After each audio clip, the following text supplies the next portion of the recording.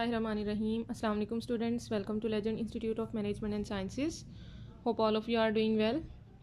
बेटा हमने अपना जो कोर्स स्टार्ट किया हुआ है बॉटनी, बेसिकली आज हमने उसका चैप्टर नंबर 2 स्टार्ट करना है. Topic is cell and cell theory. ठीक है, बेसिकली हमने जो है वो सेल को डिटेल में डिस्कस करना है, व्हाट इज़ सेल, और सेल थ्योरी के बारे में जो है वो हम डिटेल में डिस्कस करेंगे. ठीक है, सबसे पहले हम सेल को डिफ़ाइन करते हैं. What is cell? Cell is the basic structural and functional unit of life. बेटा आपको पता है कि हमारी जितने भी लिविंग ऑर्गेनिज़म हैं तमाम के तमाम जो है वो हमारे सेल से मिलकर बने होते हैं. कोई भी ऐसा ऑर्गेनिज़म जिसके अंदर लाइफ एग्जिस्ट करती है, इट मीन्स उसके अंदर सेल्स मौजूद हैं. ठीक है, वो अलग बात है कि सेल सिंगल भी हो सकते हैं, मल्टी सेलुलर ऑर्गेनिज़म भी हैं, मीन्स के ऐसे ऑर्गेनिज़म भी हैं जिनके अंदर सेल एक से ज़्यादा मौजूद होते हैं. ठीक है, तो हम कहते हैं basic structural and functional unit. ना सिर्फ ये बॉडी का स्ट्रक्चर बना रहे होते हैं, ऑर्गेनिज्म का स्ट्रक्चर बना रहे होते हैं, बल्कि बहुत सारे फंक्शंस जो हैं वो डायरेक्टली सेल पर डिपेंडेंट होते हैं किसी भी ऑर्गेनिज्म के. ठीक है, इसी तरह इसे हम कहते हैं कि cells vary from individual single cell organism just like bacteria. ठीक है, बैक्टीरिया आपको पता है सिंगल सेल ऑर्गेनिजम्स हैं. इसी तरह से अमीबा, पैरामीशियम वगैरह, इन्हें हम कह रहे हैं कि सिंगल सेल ऑर्गेनिज्म है. और इस सिंगल सेल जो है इनके अंदर इंडिविजुअल का काम कर रहा होता है. मीन्स के सारे बॉडी के जो फंक्शन है वो सिर्फ एक ही सेल परफॉर्म कर रहा है. It means single cell act as an individual. There is no tissue level organization, no organ level, no जो है वो ऑर्गन सिस्टम लेवल, किसी भी तरह की ऑर्गेनाइजेशन इनके अंदर नहीं होती सिवाय एक सेल के. लेकिन जो मल्टी सेलुलर ऑर्गेनिज्म हैं इनके अंदर एक से ज़्यादा सेल मौजूद होते हैं. सेल्स मिलकर टिश्यूज़ बनाते हैं, टिश्यू से ऑर्गन और ऑर्गन से ऑर्गन सिस्टम बनता है. देन ऑर्गन सिस्टम मिलकर एक पूरा इंडिविजुअल बनाते हैं. ठीक है, इट मीन्स कि इसके अंदर हायर लेवल ऑफ ऑर्गेनाइजेशन मौजूद होती है, just like plants and animals. ठीक है, सबसे पहले सेल को डिस्कवर किया रॉबर्ट हुक ने 1665 में.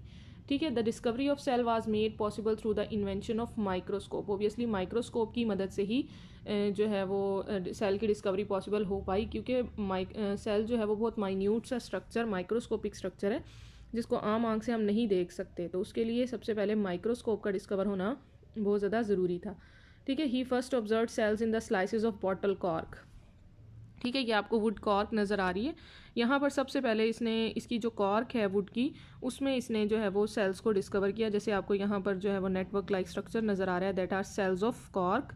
ही Hooke discovered many tiny pores that he named cells. छोटे छोटे पीसीज, उसने छोटे छोटे जो है उसको इस तरह से टाइनी पोर्स नज़र आए, उसको उसने क्या नाम दिया? सेल्स का नाम दिया. ठीक है, सेल कहते हैं किसी भी कंपार्टमेंट को. ठीक है, आपको जैसे नज़र आ रहे हैं जो छोटे छोटे कंपार्टमेंट्स बने नज़र आ रहे हैं, तो उसने ये जो छोटे छोटे कंपार्टमेंट थे जो उसने कॉक के सेल में कॉक के टिश्यू में देखे, उसने इसको जो है वो सेल्स का नाम दिया, मींस कंपार्टमेंट का नाम दिया. ठीक है बेटा, इसके बाद हम कहते हैं कि हमारे पास मुख्तलिफ साइंटिस्ट ने काम किया इसके ऊपर. सबसे पहले हमारे पास दिया हुआ है एंटोन वैन लीवनहुक. इसने क्या किया? माइक्रोस्कोप डिस्कवर की. ठीक है, ही मेड माइक्रोस्कोप, मीन्स के सबसे पहली माइक्रोस्कोप इसने बनाई. और पोन्ड्सकम के अंदर, पोन्ड्सकम ओबियसली आपको पता है वहाँ पर बहुत ज़्यादा एल्जी मौजूद होंगे. Discovered single cell organism, bacteria वगैरह और जितने भी सिंगल सेल ऑर्गेनिज्म है उसने इसको पोन्ड्सकम के अंदर ऑब्जर्व किया माइक्रोस्कोप के नीचे, और उसके अंदर उसने सिंगल सेल ऑर्गेनिजम्स को डिस्कवर किया. ठीक है, और उन सिंगल सेल ऑर्गेनिज्म को उसने एनिमल्क्यूल्स का नाम दिया. ठीक है, ओबियसली सिंगल सेल है, मीन्स के एक ही सेल, उसने इसका मतलब है उसने डायरेक्टली सेल को ही ऑब्जर्व किया और उन सेल्स को उसने एनिमल्क्यूल्स का नेम दिया. इसी बात लॉरेंस ओकन की बात करें, all living being originate from और कंसिस्ट ऑफ वेजिकल्स. ठीक है, इसने कहा कि जितने भी लिविंग ऑर्गेनिज्म हैं वो किससे मिलकर बने हुए हैं? छोटे छोटे कंपार्टमेंट से, वेजिकल लाइक स्ट्रक्चर से मिलकर बने हैं, दैट ही कॉल्ड सेल्स. ठीक है, इसी तरह Jean Baptiste de Lamarck, nobody can have life if its constitution parts are not cellular tissues. कि कोई किसी भी ऑर्गेनिज्म के अंदर ज़िंदगी नहीं हो सकती अगर वो सेल से मिलकर नहीं बना. इट मीन्स के जो भी ऑर्गेनिज्म है अगर हम उसको कहते हैं कि उसके अंदर लाइफ है, it means it consist of cells. ठीक है, कोई भी ऑर्गेनिज्म जिसके अंदर लाइफ एग्जिस्ट करती है, लाइफ के करेक्टर्स में ही हम ये बात करते हैं कि ऐसे ऑर्गेनिज्म जिसके अंदर लाइफ है, इट मीन्स कि वो सेल से मिलकर बने. ठीक है, इसके अलावा ये हमारे पास वर्क हो गया साइंटिस्ट का, जिसमें एंटोन वैन लीवनहुक का काम बहुत ज़्यादा इंपॉर्टेंट है कि उसने सबसे पहले माइक्रोस्कोप बनाई. ओबियसली माइक्रोस्कोप होगी देन ही हमारा जो है वो सेल ऑब्जर्व हो सकेगा. इट मीन्स इसका जो है वो काम बहुत ज़्यादा इंपॉर्टेंस रखता है सेल थ्योरी के अंदर. इसके बाद लॉरेंस ओकन और जीन बैप्टिस्ट डी लिमार्क ने बेसिकली हमें जो है वो आप कह सकते हैं स्टेटमेंट्स दी हैं कि जितने भी लिविंग ऑर्गेनिज्म हैं वो सेल से मिलकर बने होते हैं। ठीक है, नेक्स्ट है हमारे पास डेवलपमेंट ऑफ सेल थ्योरी। ठीक है, सेल थ्योरी की सबसे पहले डेवलपमेंट जो है वो 1838 में स्टार्ट हुई।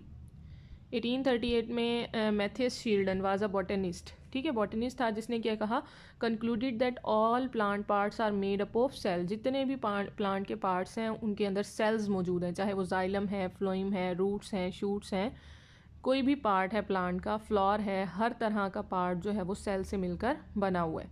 इसी तरह से 1839 में थियोडर शिवान, ठीक है, थियोडर शिवान जो है वो इसने क्या कहा कि बेसिकली ये जोलॉजिस्ट था, उसने हमें all animal tissues are made up of cell. जितने भी एनिमल के टिश्यूज़ हैं, चाहे वो स्केलेटल मसल्स के टिश्यूज़ हैं, चाहे वो हमारे पास पैरेनकाइमेटस टिश्यूज़ हैं, ये जितने भी हमारे पास सेल्स हैं, टिश्यूज़ हैं, वो सब के सब जो हैं वो एनिमल सेल जो हैं वो एनिमल टिश्यूज़ सेल से मिलकर बने हुए हैं। क्योंकि आपको पता है एनिमल्स जो हैं वो मल्टी सेलुलर ऑर्गेनिज्म है, ऑब्वियसली उनके अंदर ऑर्गन सिस्टम लेवल की ऑर्गेनाइजेशन पाई जा रही है, तो उनके जितने भी टिश्यूज़ हैं उनके अंदर सेल्स मौजूद हैं। वो अलग बात है कि हर सेल का एक specific function according to the area होता है। ठीक है, इसके बाद 1858 में रोडोल्फ विर्चू, ठीक है, रोडोल्फ विर्चू उसने क्या कहा, concluded that cells must arises from pre existing cells. Obviously एक सेल जो है वो हमारा, ये सपोज हम कहते हैं कि ये डिवाइड करता है, देन 2 सेल्स बनते हैं। इट मीन्स कि ये वाला जो सेल है वो प्री एग्जिस्टिंग सेल से ही अराइज हुआ है। ठीक है, इसने हमें स्टेटमेंट दी कि तमाम सेल्स जो हैं वो अपने पिछले जो है वो ऑर्गेनिज्म से अपने पिछले सेल से अराइज होते हैं। मीन्स के सेल्स के अंदर डिवीजन का प्रोसेस होता है। ठीक है, तो ये हमारे पास हो गई डेवलपमेंट ऑफ सेल थ्योरी। इसके बाद सेल थ्योरी की अगर हम स्टेटमेंट्स की बात करें तो हमारे पास 3 सेलिएंट फीचर्स पाए जाते हैं जो बहुत इंपॉर्टेंट हैं, एज अ शॉर्ट क्वेश्चन भी पूछ लिए जाते हैं। क्या स्टेटमेंट्स हैं इसकी? All organisms are composed of 1 और मोर सेल्स। कोई भी ऑर्गेनिज्म है उसके अंदर एक या एक से ज़्यादा सेल हो सकते हैं। ओबियसली एक होगा तो वो सिंगल सेल ऑर्गेनिज्म मीन्स के यूनिसेलुलर है, और अगर एक से ज़्यादा होंगे it means that is multicellular, just like plants and animals. इसी तरह से cell is the basic unit of life in all living things. Obviously cell जो है वो basic structural and functional unit है लाइफ का तमाम लिविंग ऑर्गेनिजम्स के अंदर। ठीक है, अगर हम कहें कि स्ट्रक्चर कैसे बना रहा है तो ओबियसली सेल का स्ट्रक्चर ही पूरी एक बॉडी को बना रहा है। इसी तरह से सेल फंक्शन कैसे परफॉर्म कर रहा है, सेल के अंदर मुख्तलिफ सब सेलुलर स्ट्रक्चर्स होते हैं, ऑर्गेनेलीज होती हैं जो कि अपना डिफरेंट वर्क परफॉर्म कर रही होती हैं। जैसे हम कहते हैं हमारे पास माइटोकॉन्ड्रिया है, एनर्जी बना रहा है। अगर हम प्लांट्स की बात करें तो प्लांट्स के अंदर क्लोरोप्लास्ट है जो कि फोटोसिंथेसिस परफॉर्म कर रहा है। इट मीन्स सेल्स के अंदर डिफरेंट ऑर्गेनेलीज होती हैं जो जिनके अंदर डिवीजन ऑफ लेबर हुई होती है, मीन्स काम की तकसीम है। हर एक ऑर्गेनेली ने अपना फंक्शन प्रॉपरली परफॉर्म करना है। जैसे राइबोसोम्स हैं, उसने प्रोटीन्स तैयार करनी है। ठीक है, इसी तरह से हमारे पास गोल्जी अपरेटस है, उसने प्रोटीन को पैक करना है, मॉडिफाई करना है। तो ये डिफरेंट ऑर्गेनेलीज जो हैं वो डिफरेंट फंक्शन परफॉर्म कर रही होती हैं अकॉर्डिंग टू द सेल। ठीक है, all cells are produced by the division of pre existing cell. के तमाम सेल्स जो हैं वो अपने से पिछले वाले सेल्स की डिवीजन से ही बनते हैं। तो ये 3 मेन फीचर हो गए हमारे पास सेल थ्योरी के। नेक्स्ट है हमारे पास मॉडर्न सेल थ्योरी। ठीक है, मॉडर्न सेल थ्योरी क्या स्टेट करती है? इसकी बेसिकली हमारे पास 4 स्टेटमेंट्स हैं। ओबियसली जो पीछे हमने अभी 3 डिस्कस किए हैं वो भी इसके अंदर इंक्लूडेड हैं, लेकिन कुछ मज़ीद इसको जो है वो थोड़ा मॉडिफाई किया गया है। The cell contain hereditary information. Obviously हर सेल के अंदर जो है वो हेरिडिटरी इन्फॉर्मेशन मौजूद होती है which is pass from cell to cell during cell division. Hereditary information in the form of DNA.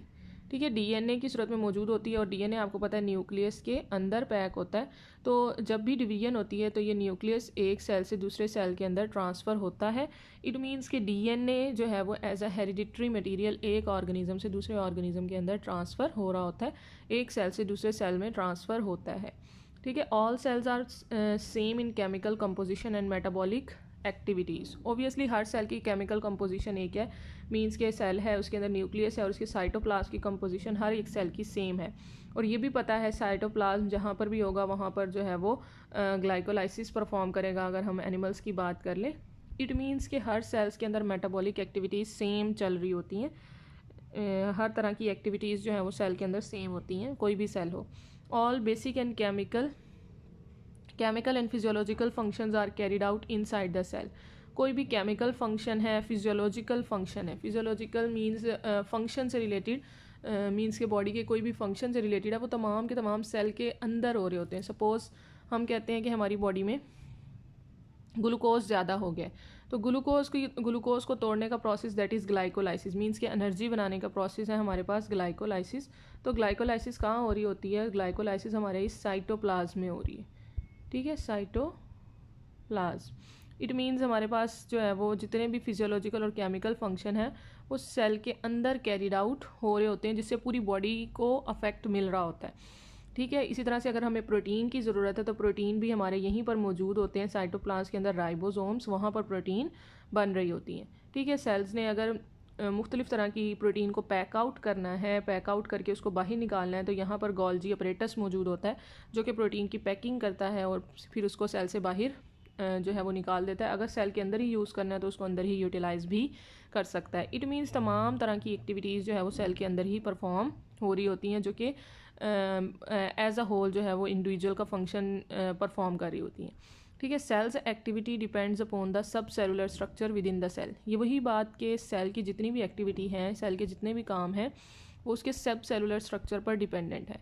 सब सेलुलर स्ट्रक्चर मीन्स के ऐसे स्ट्रक्चर जो सेल के अंदर मौजूद है। सब सेलुलर सेल्स के अंदर वाले स्ट्रक्चर मीन्स के ऑर्गेनेलीज में आपको पता है माइटोकॉन्ड्रिया, राइबोसोम, गोल्जी अपरेटस, ये सारे के सारे हमारे पास सब सेलुलर स्ट्रक्चर्स हैं और सेल्स की जितनी भी एक्टिविटीज़ हैं वो इन्हीं सब सेलुलर स्ट्रक्चर्स पर डिपेंडेंट है, ठीक है। अगर सेल को प्रोटीन चाहिए तो ऑब्वियसली वो राइबोसोम्स पर डिपेंडेंट है। अगर सेल को प्रोटीन पैक फॉर्म में चाहिए, गोल्जी अपरेटस की ज़रूरत है, ठीक है। सेल्स को कॉन्जुगेटेड मॉलिक्यूल चाहिए, इट मीन्स तब भी वो गोल्जी अपरेटस पर डिपेंडेंट है, क्योंकि गोल्जी अपरेटस ही वो ऑर्गेनेली है जो कि कॉन्जुगेटेड मॉलिक्यूल्स मीन्स के ये जो हमारे पास डिफरेंट मॉलिक्यूल के कम्बिनेशन से एक मॉलिक्यूल बनता है, जैसे ग्लाइकोप्रोटीन, ग्लाइकोलिपिड्स वगैरह, ये कॉन्जुगेटेड मॉलिक्यूल्स हैं। तो इट मीन्स हमारे सेल की जितनी भी एक्टिविटीज़ हैं वो सारी की सारी सब सेलुलर स्ट्रक्चर जो कि cell within the cell होते हैं उसके ऊपर डिपेंडेंट होती है, ठीक है। तो ये हो गई हमारी मॉडर्न सेल थ्योरी। नेक्स्ट है हमारे पास सेल को हम थोड़ा सा मज़ीद डिटेल में डिस्कस करेंगे, ठीक है। The word cell is drive from Greek word cellula which means chamber और कंपार्टमेंट। अभी हमने पीछे डिस्कस भी किया था कि सेल जो है वो बेसिकली हमारे पास चैम्बर और कंपार्टमेंट है, जिसको सबसे पहले रॉबर्ट हुक ने डिस्कवर किया, और फंडामेंटल यूनिट है लाइफ का, जिसमें तमाम केमिकल रिएक्शंस, मेंटेनेंस के, रिप्रोडक्शन के, वो सारे के सारे हमारे इसी के अंदर टेक प्लेस हो रहे होते हैं, ठीक है। अब हम अगर बात करें तो सेल को हमने डिटेल में डिस्कस कर लिया, सेल थ्योरी को डिस्कस कर लिया और ये देख लिया कि सेल के अंदर जो है वो कौन कौन सी एक्टिविटीज़ परफॉर्म हो रही होती हैं और कौन परफॉर्म कर रहा होता है। बेसिकली सब सेलुलर स्ट्रक्चर्स परफॉर्म कर रहे होते हैं। अब हम टाइप्स ऑफ सेल्स की बात कर लें कि सेल्स के अंदर सेल्स की कितनी टाइप्स हैं। तो सेल्स बेसिकली हमारे पास दो टाइप्स के होते हैं, prokaryotic cells and eukaryotic sales. Pro means before और कैरियोन मीन्स न्यूक्लियस, मीन्स के ऐसे सेल्स हैं जिनके अंदर न्यूक्लियस जो है वो प्रॉपर मौजूद नहीं होता। यू कहते हैं ट्रू को, karyon means nucleus, it means proper nucleus are present in the eukaryotic cells, ठीक है। तो हमारे पास न्यूक्लियस की बेस पर हमने सेल्स को दो मेजर टाइप्स में डिवाइड किया है। जितने भी हमारे पास ऑर्गेनिजम्स हैं उनको हमने दो कैटेगरीज के अंदर प्लेस किया है, इधर प्रोकैरियोट्स और इधर यूकैरियोट्स, ठीक है। जैसे यहाँ पर आपको नज़र आ रहा है that is eukaryote and that is prokaryote. Eukaryote हमारे पास एक प्रॉपर ऑर्गेनिज्म जिसके प्रॉपर सेल जिसके अंदर प्रॉपर न्यूक्लियस मौजूद होगा। जैसे यहाँ पर आपको एक प्रॉपर न्यूक्लियस नज़र आ रहा है, उसके अंदर आपको हेरिडिटरी मटेरियल नज़र आएगा, मीन्स के डीएनए की सूरत में उसके अंदर पैक्ड होगा। लेकिन अगर हम प्रोकैरियोट की बात करें तो प्रोकैरियोट में प्रॉपर न्यूक्लियस नहीं होता, बल्कि डीएनए जो है वो डायरेक्टली सबमर्ज होता है इन द साइटोप्लाज्म। जैसे आपको न्यूक्लियाइड नज़र आ रहा है, न्यूक्लियाइड नाम से ज़ाहिर है, इसको हमने न्यूक्लियस क्यों नहीं कहा, क्योंकि न्यूक्लियाइड है, ये न्यूक्लियस नहीं है।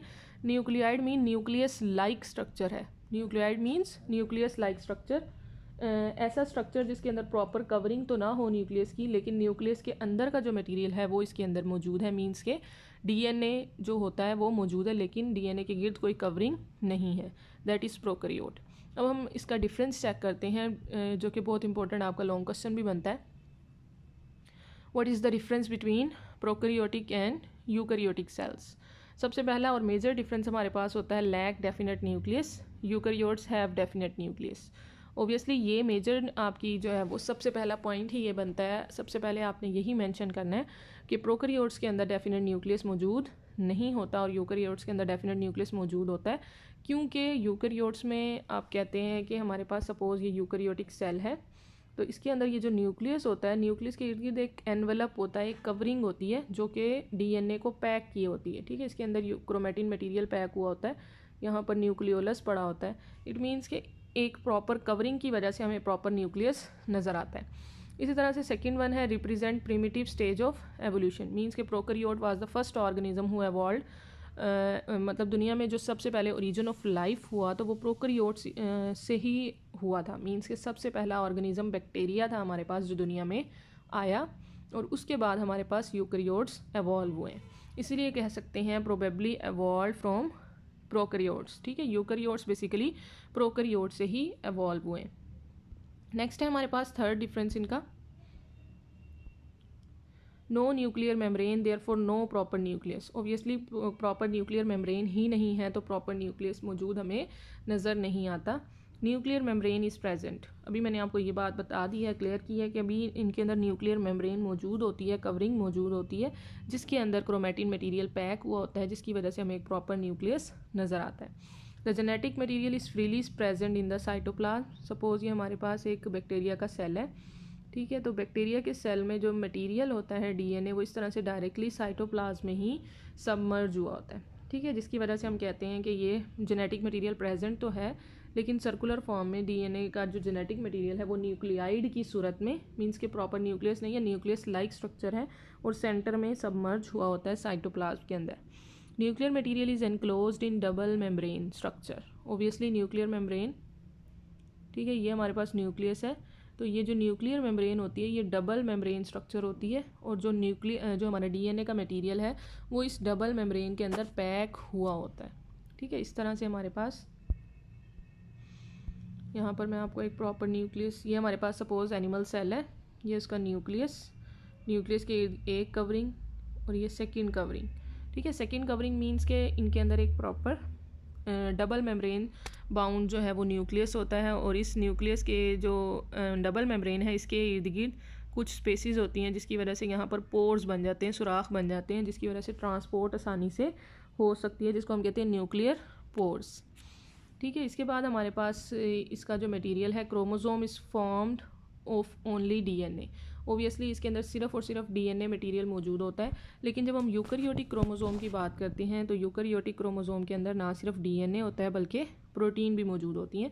और स्पेसिफिकली बात करें तो आपको पता है कौन सी प्रोटीन होती हैं इनके अंदर, हिस्टोन प्रोटीन्स मौजूद होती हैं जो कि डीएनए को अपने इर्द गिर्द रैप किए होती हैं, ठीक है। डीएनए इस तरह से इसके इर्द गिर्द रैप हुआ होता है क्लोज्ड स्ट्रक्चर में, और आपको पता है कितनी प्रोटीन्स होती हैं इसके अंदर,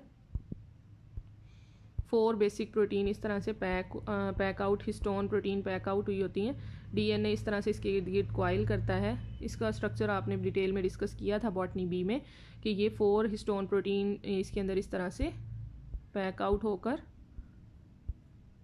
इस तरह से पैक आउट होकर, जिसकी वजह से आसान हो जाता है कि हम न्यूक्लियस के अंदर इस क्रोमोसोम को पैक आउट, इस डीएनए को पैक आउट कर सकें, ठीक है। इट मीन्स कि हमारे पास जो क्रोमोसोम है वो 2 बेसिक चीज़ों से मिलकर बने हैं, that is DNA and protein. Next ribosomes की बात करें, that is the major difference of prokaryotes and eukaryotic cell. Ribosomes का prokaryotic ribosomes are smaller in size, that is 70 S means Svedberg unit, ठीक है। आपको पता है कि ये एक डेंसिटी की बेस पर इसका यूनिट रखा गया है, दैट इज़ स्वेडबर्ग। 70 S में हमारे पास 2 सब यूनिट होते हैं, एक लार्जर सब यूनिट और एक स्मॉलर सब यूनिट।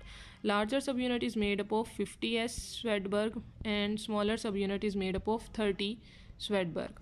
अब आप कहें कि ये 50 और 30 मिलकर 80 होना चाहिए, तो ऐसा क्यों नहीं होता कि बेसिकली हमारे पास जो लार्जर सब यूनिट होता है और जो स्मॉलर सब यूनिट होता है ये दोनों आपस में ओवरलैप किए होते हैं, ठीक है। इस तरह से इनकी ओवरलैपिंग हुई होती है, तो अगर ये 50 का है और ये स्मॉलर 30 का है, लेकिन जब ये ओवरलैप हो जाते हैं तो इनका साइज़ क्या हो जाता है, रिड्यूस हो जाता है, जिसकी वजह से कितना साइज़ रिड्यूस हो गया है, 70 S टोटल इनका साइज़ हो गया है। और इसे हम कहते हैं राइबोसोम्स जो हमारे प्रोकैरियोट्स के अंदर होते हैं उनका साइज़ स्मॉलर होता है, दैट इज़ 70 S, और दोनों सब यूनिट आपस में मैग्नीशियम आयन के ज़रिए से अटैच होते हैं। Ribosome of eukaryotic cells are larger in size, that is 80 S, consist of 2 subunit, larger सब यूनिट एंड स्मॉलर सब यूनिट, लार्जर सब unit is 60s and smaller सब यूनिट इज़ ऑफ 40s। ठीक है, ये भी वही बात है। ठीक है, 60 और 40 हमारे पास 100 बनते हैं, लेकिन इनकी चूँकि ये लार्जर और स्मॉलर सब यूनिट आपस में ओवरलैप हुए होते हैं, जिसकी वजह से इनका साइज़ रिड्यूस हो जाता है और आपस में मैग्नीशियम आयन के ज़रिए से ये अटैच होते हैं जब इन्होंने प्रोटीन बनानी होती है। इसलिए हम कहते हैं कि राइबोसोम्स आर ऑफ 80s। ठीक है, इसी तरह से lack membrane bound organelles, obviously इनके अंदर कोई मेम्ब्रेन बाउंड ऑर्गेनेलीज मौजूद नहीं होती, जैसा कि हमारे पास गोल्जी अपरेटस है, माइटोकॉन्ड्रिया, क्लोरोप्लास्ट। ठीक है, इस तरह से हमारे पास ये जो सारे के सारे मेम्ब्रेन बाउंड स्ट्रक्चर्स हैं वो इनके अंदर एब्सेंट होते हैं, लेकिन इनके अंदर राइबोसोम्स मौजूद होते हैं जो डायरेक्टली इनके साइटोप्लाज्म के अंदर बिखरे होते हैं। और आपको ये भी पता है कि ribosomes are non membrane bound organelles, इसीलिए हमने यहाँ पर इसका मेंशन भी किया है कि राइबोसोम जो है वो इनके अंदर मौजूद हैं, लेकिन राइबोसोम्स जो है वो स्मॉल ग्रेन्यूल लाइक स्ट्रक्चर्स होते हैं जिनके इर्द गिर्द कोई मेम्ब्रेन मौजूद नहीं होती। इसके अलावा membrane bound structures are present, इनके अंदर मेम्ब्रेन बाउंड स्ट्रक्चर्स मौजूद हैं जैसे कि mitochondria, chloroplast, Golgi bodies, endoplasmic reticulum, ये सारे मेम्ब्रेन बाउंड स्ट्रक्चर इनके अंदर मौजूद होते हैं यूकैरियोटिक सेल के अंदर, जो कि डिफरेंट फंक्शंस अपना अपना रेगुलरली परफॉर्म कर रहे होते हैं। That is the division of labour. ठीक है, नेक्स्ट है mitosis is missing, cell divides by binary fission. Obviously इनके अंदर माइटोसिस नहीं होती। माइटोसिस आपको पता है डिवीजन है सेल की, जिसमें नंबर ऑफ क्रोमोसोम्स सेम रहते हैं डॉटर सेल के अंदर, लेकिन प्रोकैरियोटिक सेल के अंदर चूँकि न्यूक्लियस ही नहीं है तो ओबियसली इसके अंदर माइटोसिस नहीं हो सकती, क्योंकि माइटोसिस हमारे पास दो प्रोसेस पर मुश्तमिल होती है। एक को हम कहते हैं कैरियोकाइनेसिस और एक को कहते हैं cytokinesis. Karyokinesis and second one is cytokinesis. Means के फर्स्ट स्टेप जो होता है वो कैरियोकाइनेसिस, कैरियो मीन्स न्यूक्लियस का डिवाइड होना, और साइटोकाइनेसिस सेकेंड स्टेप है, दैट इज़ साइटोप्लाज्मिक डिवीजन। तो जब न्यूक्लियस ही नहीं है तो कैरियोकाइनेसिस कैसे हो सकेगी? इसीलिए हमारे पास जो बैक्टीरिया है उसके अंदर माइटोसिस नहीं होती, बल्कि सेल्स जो है वो बाइनरी फिशन के ज़रिए से डिवाइड करता है। सपोज़ हमारे पास ये बैक्टीरिया है, तो बैक्टीरिया का ये जो न्यूक्लियस, ये जो डीएनए होता है, पहले ये रेप्लिकेट करता है, देन ये दो पार्ट्स में डिवाइड हो जाता है। ठीक है, इधर भी अपना न्यूक्लियस न्यूक्लियस कह रही हूँ, इधर भी अपना जो है वो मटेरियल आ जाता है डीएनए का, और इधर भी डीएनए जो रेप्लिकेट हुआ था वो इधर कॉपी हो जाता है। मीन्स के पहले रेप्लिकेशन ऑफ डीएनए होती है, देन सेल जो है वो दरमियान से पिंच आउट होकर दो पार्ट्स में डिवाइड हो जाता है, जिससे हमारे पास दो सेल्स आते हैं बैक्टीरिया के, दैट इज़ बाइनरी फिशन। ठीक है, लेकिन हमारे पास जो यूकैरियोटिक सेल हैं उनके अंदर चूँकि प्रॉपर न्यूक्लियस होता है, इसलिए उनकी डिवीजन प्रॉपर माइटोसिस के ज़रिए से होती है, और इसको हम कह सकते हैं मियोसिस भी इनके अंदर हो रही होती है, जर्म सेल्स के अंदर मियोसिस होती है। ठीक है, इसके बाद मेजर डिफरेंस आ जाता है सेल वॉल का। पेप्टाइडोग्लाइकन से मिलकर बनी है, जिसे हम म्यूरिन भी बोलते हैं। पेप्टाइडोग्लाइकन आपको समझ आ रही है कि ये हमारे पास एक कॉन्जुगेटेड मॉलिक्यूल है जिसके अंदर दो सब यूनिट्स हैं। Peptide means protein, protein means amino acid से मिलकर बनी हुई ये चीज़, और ग्लाइकन मीन्स कार्बोहाइड्रेट्स। ठीक है, कार्बोहाइड्रेट्स में भी आप कह सकते हैं पॉलीसेक्राइड्स। ठीक है, इट मीन्स कि हमारे पास सपोज ये चेन है हमारे पास पॉलीसेक्राइड की, ये पॉलीसेक्राइड्स की चेन है, और इसी तरह अमाइनो एसिड की चेन की बात करें तो ये वाली मैंने इस तरह से जो बनाई है थोड़ी सी, ये हमारे पास हो गई अमाइनो एसिड की चेन। ये दोनों पॉलीसेक्राइड की चेन और अमाइनो एसिड की चेन आपस में अटैच हुई होती हैं थ्रू कोवेलेंट बॉन्डिंग।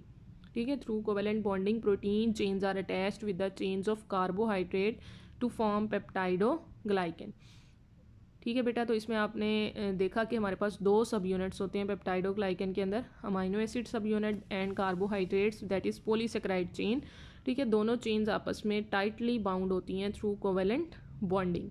इसको हम क्या बोलते हैं? पेप्टाइडोग्लाइकन बोलते हैं, और इसको हम एज अ होल म्यूरिन भी बोल सकते हैं। ठीक है, म्यूरिन बोल सकते हैं क्योंकि ये हमारे पास एक लार्जर मॉलिक्यूल मीन्स के लार्जर मॉलिक्यूलर कम्प्लेक्स होता है, इसको हम इसलिए म्यूरिन बोल सकते हैं। इसके अलावा cell wall is composed of cellulose in eukaryotic cell. Eukaryotic cell की बात करें तो यूकैरियोटिक सेल में जो हमारे पास प्लांट्स हैं, आपको पता है उनके अंदर मौजूद होती है सेल वॉल, और उनकी सेल वॉल सेलुलोज से मिलकर बनी है। सेलुलोज क्या है? हमारे पास पॉलीसेक्राइड है, और इसके अंदर जो है वो क्रिस क्रॉस मैनर में सेल वॉल के अंदर यूकैरियोटिक सेल के अंदर ये अरेंज हुई होती है। और इसी तरह फंजाई की बात करें तो फंजाई में काइटिन मौजूद होती है, that is resistant material present in the cell wall of fungi. ठीक है, काइटिन भी आपको पता है पॉलीसेक्राइड है। इसके अलावा प्रोकैरियोटिक सेल में डिफरेंस आ जाता है लास्ट हमारे पास कि इनके अंदर नाइट्रोजन फिक्सेशन की एबिलिटी होती है, इसीलिए सॉइल के नाइट्रोजन को फिक्स करके प्लांट्स को दे रहे होते हैं। प्लांट्स उस नाइट्रोजन को यूटिलाइज़ करते हैं। इन टर्न उन्हीं प्लांट्स पर जो है वो एनिमल्स फीड कर रहे होते हैं, और फिर एनिमल्स की प्लांट्स की डेथ होती है तो फंजाई उसके ऊपर फीड करते हैं, मीन्स के डीकम्पोजर्स फीड करते हैं। देन वो डीकम्पोजर्स दोबारा से जो है वो नाइट्रोजन सॉइल को देते हैं, और फिर सॉइल से दोबारा जो है वो प्लांट्स में आती है बैक्टीरिया के थ्रू। इट मीन्स ये एक साइकिल चल रहा होता है, जिसको सबसे पहले कंटिन्यू करने वाला कौन है? प्रोकैरियोटिक सेल है। नाइट्रोजन साइकिल में सबसे इंपॉर्टेंट जो ऑर्गेनिज्म है वो बैक्टीरिया होते हैं हमारे पास, क्योंकि वो नाइट्रोजन को फिक्स कर रहे होते हैं। लेकिन ये जो हमारे पास यूकैरियोटिक सेल हैं, इनके अंदर नाइट्रोजन फिक्सेशन की एबिलिटी नहीं होती, क्योंकि प्लांट्स भी यूकैरियोट्स के अंदर आते हैं और प्लांट्स सॉइल के अंदर ही मौजूद होती हैं उनकी रूट्स, लेकिन फिर भी वो प्लांट्स जो हैं वो नाइट्रोजन को फिक्स आउट नहीं कर सकते। क्यों नहीं कर सकते? क्योंकि उनके अंदर नाइट्रोजन फिक्सिंग की एबिलिटी नहीं है। ठीक है, और वही नाइट्रोजन वो किस तरह से यूज़ करते हैं? जब बैक्टीरिया उस नाइट्रोजन को फिक्स कर देते हैं, देन हमारे पास जो प्लांट्स हैं वो उस नाइट्रोजन को यूटिलाइज़ करते हैं अपनी मुख्तलिफ़ तरह के प्रोडक्ट्स बनाने के लिए। ठीक है बेटा, तो ये हमारे पास डिफरेंस हो गए प्रोकैरियोटिक और यूकैरियोटिक सेल्स के। एग्जांपल्स की बात करें तो एग्जांपल में हमारे पास ब्लू ग्रीन एल्गी आ जाती है, और बैक्टीरिया ब्लू ग्रीन एल्गी जिसको हम साइनोबैक्टीरिया भी बोलते हैं। और यूकैरियोटिक सेल में आपके पास प्लांट्स हैं, एनिमल्स हैं, फंजाई और प्रोटिस्ट। प्रोटिस्ट क्या है? हमारे पास सिंगल सेल होते हैं लेकिन यूनिसेलुलर होते हैं। यूनिसेलुलर हैं लेकिन है यूकैरियोटिक, मींस कि उनके अंदर प्रॉपर न्यूक्लियस मौजूद होते हैं वो सिंगल सेल हैं। जैसे हमारे पास अमीबा है, पैरामीशियम है। पैरामीशियम के अंदर आपको पता है double nucleus by nucleated structure होता है उसका। इट मीन्स उनके अंदर प्रॉपर न्यूक्लियस तो है लेकिन वो सिंगल सेल हैं, इसलिए हमने उनको यूकैरियोटिक सेल के अंदर प्लेस किया due to their proper nucleus. Okay बेटा, ये हमारे पास प्रोकैरियोटिक और यूकैरियोटिक सेल का डिफरेंस हो गया। नेक्स्ट लास्ट में हमारे पास हमने बेसिक पार्ट्स को डिस्कस करना है सेल के। ठीक है, हमारा ये जो चैप्टर है जो हमने अब स्टार्ट करना है, इसमें बेसिकली हमने सेल के बेसिक पार्ट जो हम डिस्कस कर रहे हैं, इन्हीं को डिटेल में हमने एक एक करके डिस्कस करना है।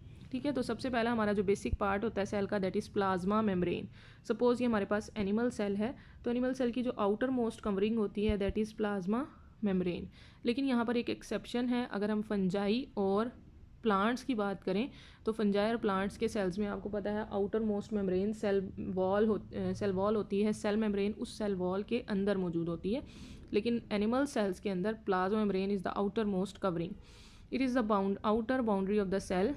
It separates the internal metabolic events from the environment. Obviously कि ये अंदर के इवेंट्स को बाहर के जो है वो इन्वायरमेंट से सेपरेट कर रही होती है। इसके अंदर बहुत सारे जो है वो लिपिड्स और प्रोटीन, अगर हम इसके स्ट्रक्चर की बात करें तो इसके अंदर बेसिक लिपिड्स और प्रोटीन्स मौजूद होती हैं। बेसिकली फास्फोलिपिड्स इसके अंदर मौजूद होते हैं, जिसकी डिटेल हमने नेक्स्ट टॉपिक में डिस्कस करनी है।